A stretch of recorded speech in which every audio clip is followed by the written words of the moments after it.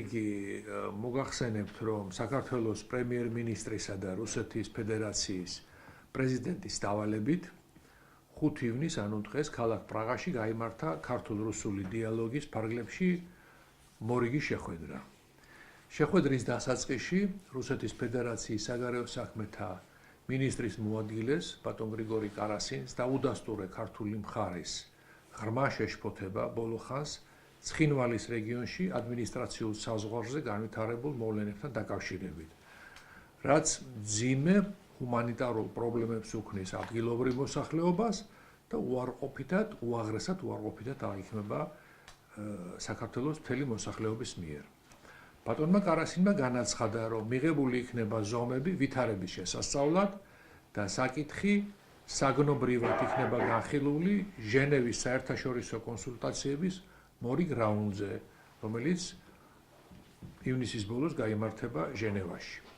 შევაჯამეთ პირველი შეხვედრის შემდეგ გამლილ 6 თვიან პერიოდში ორმხრივი დიალოგის შედეგები იმ მიმართულებებით, რომლებიც თავიდანვე მხარეებმა განსაზღვრეთ თანამშრომლობისათვის. კერძოდ აღინიშნა, რომ დაიწყო რუსულ ბაზარზე ქართული პროდუქციის მიწოდების პროცესი, რაც მომძებნო თვეებში უფრო ფართო მასშტაბს მიიღებს. 1 ივნისიდან 24 საათიან რეჟიმში ამოქმედა ყაზბეგის ზემო ლარსის სასაზღვრო გამშვები პუნქტი, რაც ხელს შეუწყობს ორმხრივი სავაჭრო-ეკონომიკური ურთიერთობების განვითარებას.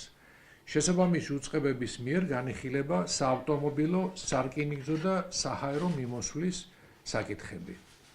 რუსეთის მხარის განცხადებით მიმდინარეობს მუშაობა საქართველოს მოქალაქეების გარკვეული კატეგორიებისთვის სავიზო რეჟიმის გამარტივებასთან დაკავშირებით.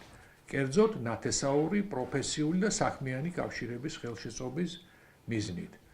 დავადასტურე ჩვენი პოზიცია 2014 წელს სოჭის ოლიმპიადაში ქართველი სპორტსმენების მონაწილეობასთან დაკავშირებით. ვისაუბრეთ მეცნიერებისა და კულტურის სფეროში ერთობლივი პროექტების პერსპექტივებზე. მორიგი შეხვედრის თაობაზე დამატებით შევთანხმდებით.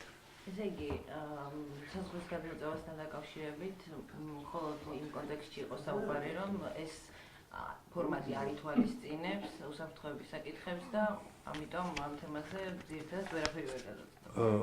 ბატონმა კარასინმა ადრე განაცხადა, რომ ჩვენ ამ საკითხზე საუბარს ვერ შევძლებდით, რადგან ეს ჩვენი ფორმატი ამ თემას არ ითვალისწინებს, რომ ეს ჟენევის ფორმატის პრობლემატიკა, მიუხედავად ამისა, ჩვენი მხრიდან ჩვენ დავადასტურეთ ის პოზიცია, რაც უკვე მოგახსენეთ, რომ ვართ ღრმად შეშფოთებული იმასთან დაკავშირებით, რაც ხდება სასაზღვრო ზოლზე,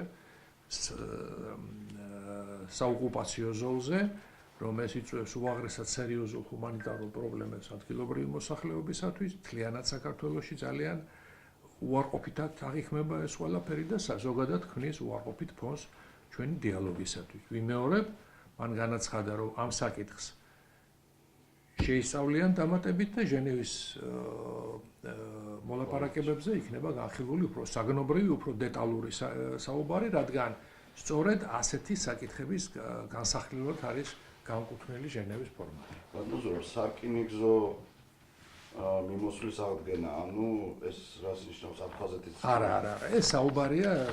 ხო არა, იმიტომ რომ მე არ მოყვეს ამას ვარიაციები. არა, ეს აფხაზეთის მონაკვეთზე არანაირად არ არის საუბარი.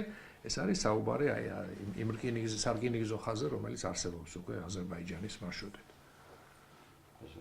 ანუ პრინციპში შეთანხმება არის, რომ გაგრძელდება ეს ფორმატი, ხო თქვა, არის გაგრძელდება და ამ ფორმატს ჩვენ გავაგრძელებთ აუცილებლად, მორიგი შეხვედრა მოგახსენეთ, რომ გაიმართება შეთანხმების ამებრ. პრინციპში ამ 6 თვის მანძილზე გარკვეული შედეგები არის. იმ თემებთან დაკავშირებით ვიმეორებ, რაზე ჩვენ თავიდანვე შევთანხმდით. ეს არის ვაჭრობა, ეს არის სატრანსპორტო კავშირები, ეს არის ჰუმანიტარულ-კულტურული ურთიერთობები, მეცნიერების სფეროში თანამშრომლობა. აი მე უკვე ჩამოგითვალეთ, რომ ამასთან დაკავშირებით ნამდვილად არის გარკვეული მოძრაობა.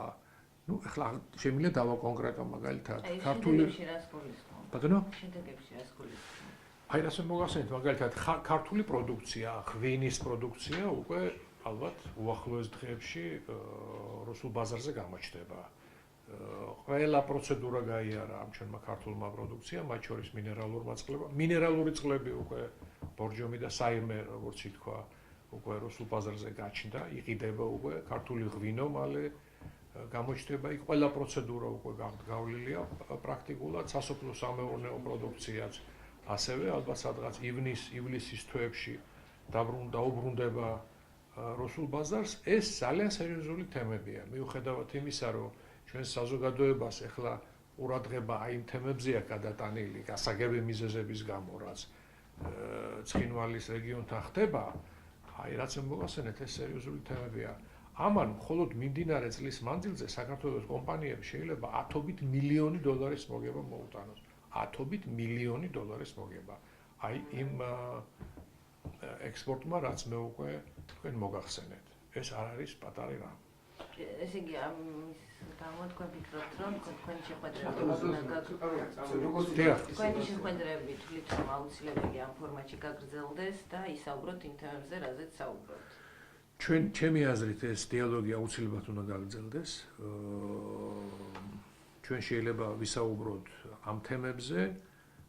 ალბათ რაღაც პერიოდის შემდეგ ეს თემები მაინც აქტუალური იქნება, მაგრამ ჩვენ არ გამოვრიცხავთ, რომ ის წესრიგში დადგეს სხვა საკითხების განხილვაც, რომლებსაც ჯერჯერობით არ განვიხილავთ.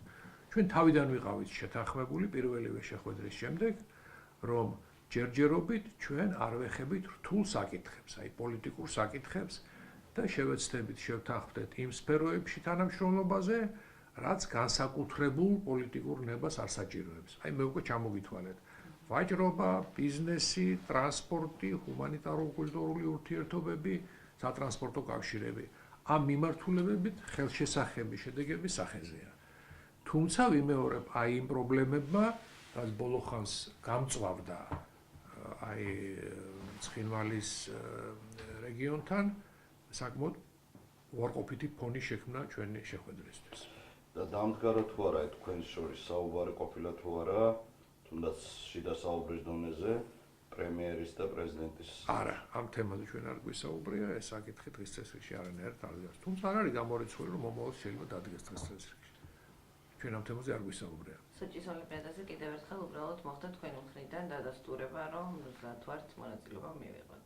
დიახ, სოჭის ოლიმპიადაში, რომ საქართველოს ოლიმპიურმა კომიტეტმა 2 მაისს მიიღო გადაწყვეტილება ჩვენი სპორტსმენების სოჭაში მონაწილეობასთან დაკავშირებით.